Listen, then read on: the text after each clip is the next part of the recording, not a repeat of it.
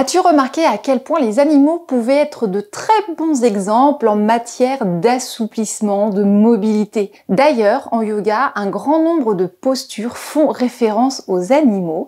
Et aujourd'hui, j'ai décidé de te faire pratiquer 4 postures qui font référence au chat. Ces postures, elles vont te faire le plus grand bien, elles vont t'aider à soulager, assouplir, mobiliser et aussi renforcer ton dos.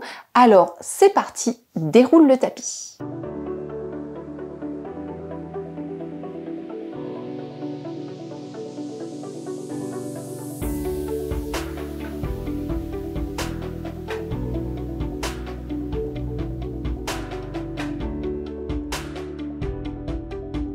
Hello les yogis, je suis ravie de vous retrouver aujourd'hui. Alors, si jamais certains d'entre vous me rejoignent pour la première fois, je m'appelle Émilie, je suis ostéopathe et j'enseigne le yoga. Mon objectif, c'est de vous aider à garder la forme, à bouger correctement et notamment à préserver vos dos parce que vous vous en doutez, dans mon métier d'ostéopathe, le mal de dos, c'est le principal motif de consultation. Il y a énormément de gens qui sont malheureusement touchés par les problèmes de dos, donc voilà, c'est très important d'y faire attention et de savoir quoi faire pour aider son dos à rester en pleine forme. Alors du coup, aujourd'hui, on va pratiquer 4 postures. On va tout de suite commencer par la posture du chat qui s'étire. Alors, on fait toujours attention à sa façon de pratiquer. Il faut faire vraiment en fonction de ses capacités, de ses possibilités. La position à genoux, elle n'est pas forcément évidente pour tout le monde. Il ne faut pas hésiter à venir placer, par exemple, des petits pads de yoga, des sortes de petites genouillères qu'on va pouvoir placer sous le genou pour qu'il y ait moins de... ça soit moins dur par rapport, des fois même si le tapis a un petit peu d'épaisseur, ça peut ne pas être très agréable. Alors on peut aussi mettre des couvertures. Et puis si vraiment la position à genoux, c'est vraiment pas fait pour vous, ne vous inquiétez pas, restez avec moi jusqu'à la fin, parce que après les 2 premières postures que l'on va faire, je vous indiquerai quelle autre posture vous pouvez également faire pour étirer votre dos, l'assouplir et puis le renforcer. On peut aussi, si au niveau des chevilles, c'est un petit peu tendu, qu'on a du mal à s'asseoir de cette manière-là, prendre une petite couverture également. Et l'autre chose que l'on peut faire, c'est venir glisser une couverture là au niveau des genoux, voilà, pour enlever un peu de pression sur les genoux. Et on n'oublie pas non plus de tirer ces rotules vers le haut. Donc le chat qui s'étire, ça ressemble un peu à la posture de l'enfant dans la version où on a les bras tendus devant. Mais pour moi, la posture de l'enfant, c'est vraiment celle où on se détend, les bras le long du corps. Donc celle-ci, je l'appelle la posture du chat qui s'étire. On va commencer les mains à plat sur le tapis, donc devant soi, et on va surtout bien repousser le tapis. On essaye d'allonger sa colonne. Alors qui dit allonger sa colonne, ça veut pas dire qu'on essaye d'avoir une colonne droite dans le sens où on n'a plus de courbure, on veut pas effacer nos courbures, on veut qu'elle reste physiologique, voilà, mais on veut pas être tassé avec le dos arrondi. On recule un petit peu le menton, et là, on va venir avancer tranquillement une main, puis l'autre. Voilà. Au fur et à mesure, voilà, jusqu'où on peut, et on va garder la tête également dans l'axe de la colonne, on ne relâche pas sa tête, on recule un petit peu le menton, et là tout de suite on sent déjà le dos qui commence à s'étirer, notamment dans la partie dorsale, donc au niveau de la cage thoracique. On va essayer de pousser un petit peu les fesses vers l'arrière, on essaie de ramener un peu plus son bassin vers les talons. Voilà, donc on pousse la tête vers l'avant, et là vous allez sentir que ça s'étire. Mais en même temps, le fait de pousser en sens inverse le bassin et la tête, en fait, ça va renforcer aussi les muscles profonds. Alors, ça peut également tirer au niveau des bras, des épaules. C'est normal, ça assouplit cette posture, les épaules. Et donc, si vous le sentez davantage dans les épaules, c'est que c'est cette zone-là qui a le plus besoin d'assouplissement, d'étirement aujourd'hui. Et on pense surtout à bien respirer. Vous pouvez sentir le ventre qui vient au contact des cuisses à l'inspiration. Voilà, et qui se rétracte doucement à l'expiration. Donc on peut rester dans cette posture quelques instants et on respire tranquillement. Voilà. Et si on veut un effet un petit peu plus renforcement, eh bien sur chaque expiration, on va continuer à pousser un petit peu les fesses vers l'arrière et la tête vers l'avant. Comme si vous voulez vraiment allonger tout son dos. À l'inspiration, on relâche un peu et on recommence à chaque expire. Pousse les fesses vers l'arrière, la tête vers l'avant. Voilà. Et on le fait plusieurs fois, tranquillement. Et on va revenir doucement. On met bien les mains à proximité des genoux et on repousse le sol pour vraiment se redresser dos droit. C'est vraiment comme si on était une pince et que voilà, on réouvre la pince. Donc ça, c'est notre première posture, le chat qui s'étire. Et maintenant, on va faire ce qu'on appelle le chat qui fait ses griffes. Alors, le chat qui fait ses griffes, ça va être un étirement encore un petit peu plus intense. Comment on se positionne? Alors, je vais retirer ma petite couverture. On va se mettre à 4 pattes.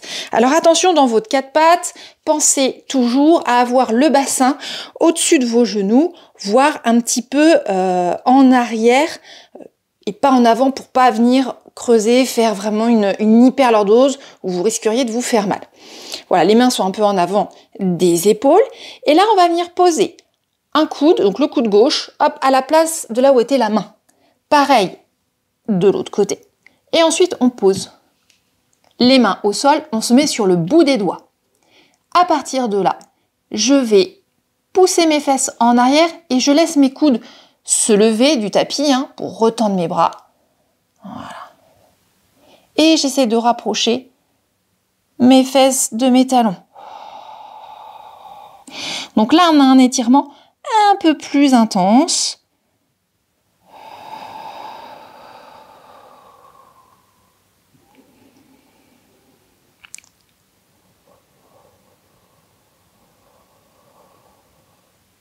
Et pareil, on pense à bien respirer.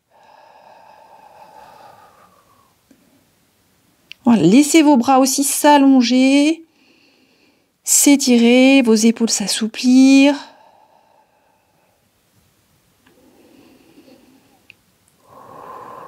Et on essaye doucement de voir si on peut rapprocher un petit peu plus les fesses des talons. Et sans que les mains se déplacent.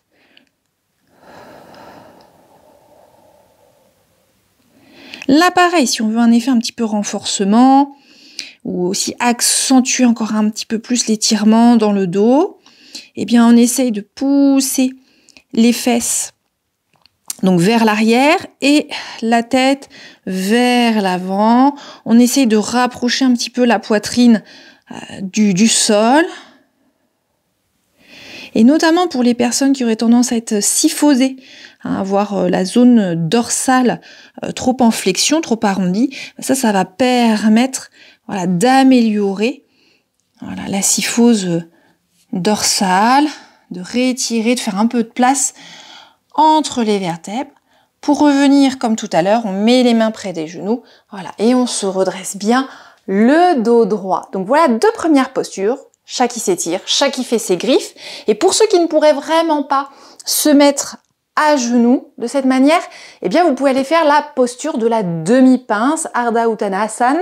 Je vous remets le lien dans la description. C'est cette posture où on est debout et on va venir se pencher en avant à l'horizontale. On va former une sorte d'équerre si vous voulez. Et on va mettre les mains du coup sur une chaise ou sur un meuble. Alors, on n'aura pas tout à fait les mêmes sensations, mais elles sont quand même assez proches et permettent de bien étirer toute la colonne, d'étirer les bras devant soi. Donc c'est une très bonne alternative pour ceux qui ne pourraient pas se mettre à genoux.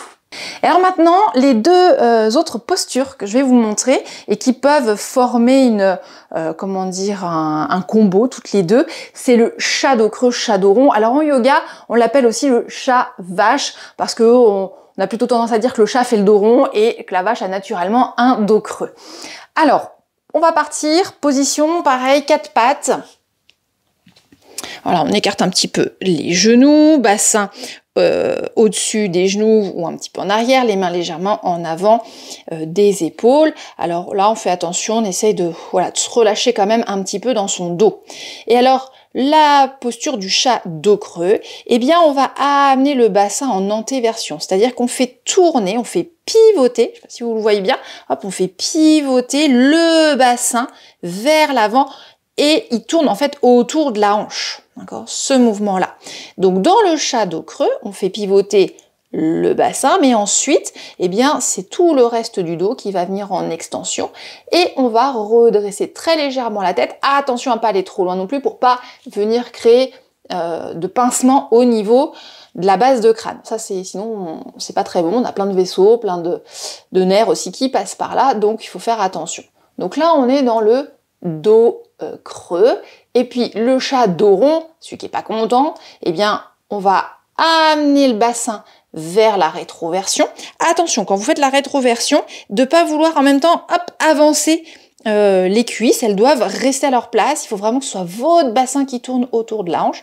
Et progressivement, eh bien, on va monter le dos et on peut se mettre aussi sur le bout des doigts. Voilà, on monte bien son dos et on peut relâcher la tête.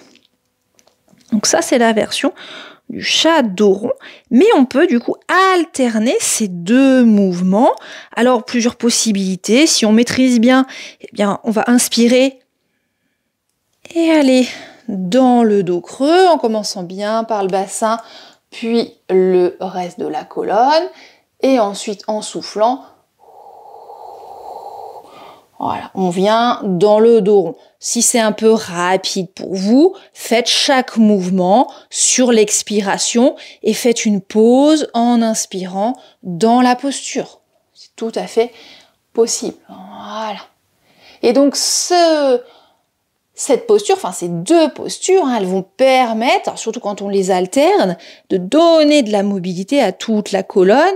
Si on reste un petit peu là dans la posture, notamment dos rond, et on sent qu'il y a un étirement, surtout au niveau de la zone dorsale, qui fait beaucoup de bien. Donc ce sont des très bonnes postures, voilà, pour la santé de la colonne vertébrale. Il faut vraiment s'inspirer des animaux parce que eux ils font ça naturellement. Il n'y a pas que les chats, hein. Moi j'ai un lapin à la maison. J'ai jamais réussi à la prendre en photo ou à la filmer au moment où elle fait ses étirements.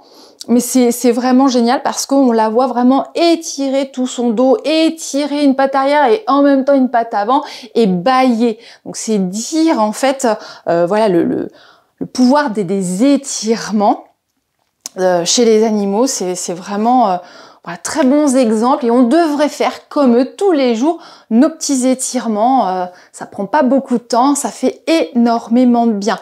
Donc n'hésite pas à pratiquer ces postures, elles sont simples et puis surtout elles vont faire vraiment beaucoup de bien à ton dos. Évidemment, il y a plein d'autres postures qu'on peut faire pour soulager, pour étirer, mobiliser, renforcer sa colonne vertébrale. Et d'ailleurs, n'hésite pas à t'abonner à la chaîne parce que très prochainement, je vais te parler de quelque chose que je suis en train de préparer justement par rapport aux problèmes de dos. Eh bien, écoute, je te souhaite une très belle journée, pratique, voilà, teste, ça fait vraiment énormément de bien. Et je te dis à très vite sur Miss Yogi Move.